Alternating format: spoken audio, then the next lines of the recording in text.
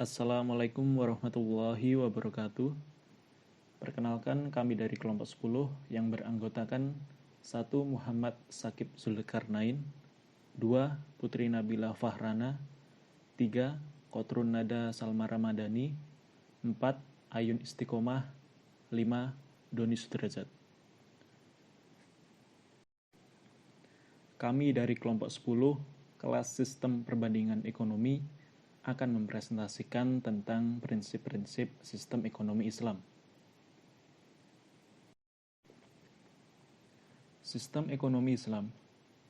Sistem ekonomi Islam merupakan suatu sistem ekonomi di mana dalam pelaksanaannya berlandaskan syariat Islam dengan berpedoman kepada Al-Quran dan Al-Hadis.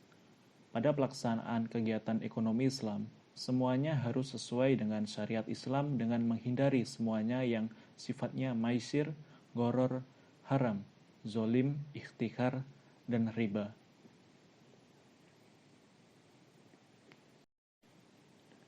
Selanjutnya, tujuan ekonomi Islam, yaitu untuk mencapai kebahagiaan dunia akhirat melalui suatu tatanan kehidupan dalam menjalankan aktivitas ekonomi yang meliputi aspek makro maupun mikro sesuai dengan syariat Islam.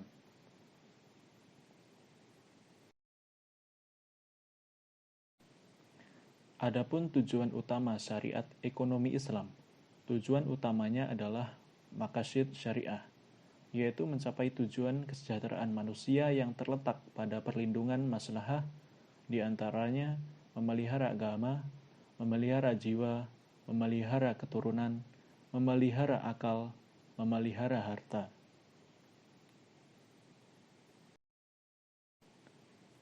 Lanjut slide ke-6. Prinsip ekonomi dalam Islam merupakan kaidah-kaidah pokok yang membangun struktur atau kerangka ekonomi Islam yang digali dari Al-Quran dan Sunnah. Prinsip ekonomi ini berfungsi sebagai pedoman dasar bagi setiap individu dalam berperilaku ekonomi.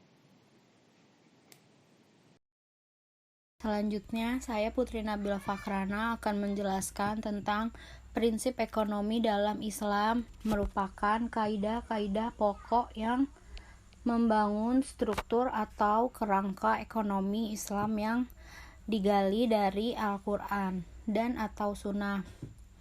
Prinsip ekonomi ini berfungsi sebagai pedoman dasar bagi setiap individu dalam berperilaku ekonomi. Selanjutnya, ada prinsip-prinsip ekonomi Islam. 1.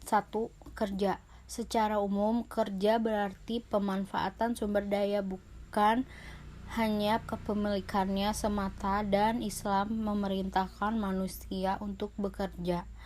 Kedua, ada kompensasi, merupakan konsekuensi dari implementasi prinsip bekerja.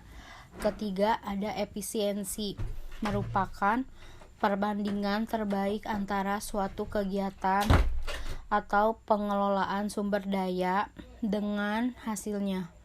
Ketiga, ada profesionalisme, merupakan implikasi dari efisiensi, artinya menyerahkan suatu urusan kepada ahlinya.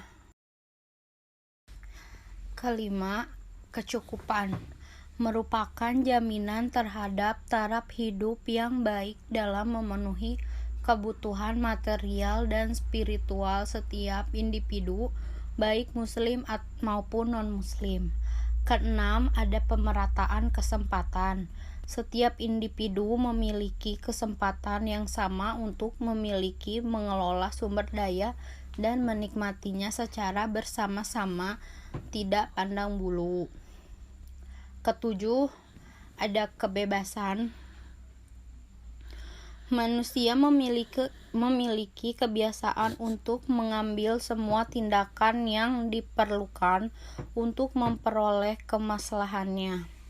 Kedelapan, ada kerjasama, merupakan upaya untuk saling mendorong dan menguatkan satu sama lainnya dalam mencapai tujuan bersama. Kesembilan, ada persaingan. Islam mendorong manusia untuk berlomba-lomba dalam hal kebaikan dan ketakwaan. Kesepuluh, ada keseimbangan, ditandai dengan tidak adanya kesenjangan dalam pemenuhan kebutuhan berbagai kebutuhan aspek kehidupan. Ke-11 ada solidaritas, merupakan arti dari persaudaraan dan tolong-menolong. Ke-12 ada informasi simetri. Dengan adanya informasi maka akan adanya kejelasan informasi dalam bermuamalah ataupun melakukan interaksi sosial. Sekian, terima kasih dari kelompok kami, kurang lebihnya mohon maaf. Wassalamualaikum warahmatullahi wabarakatuh.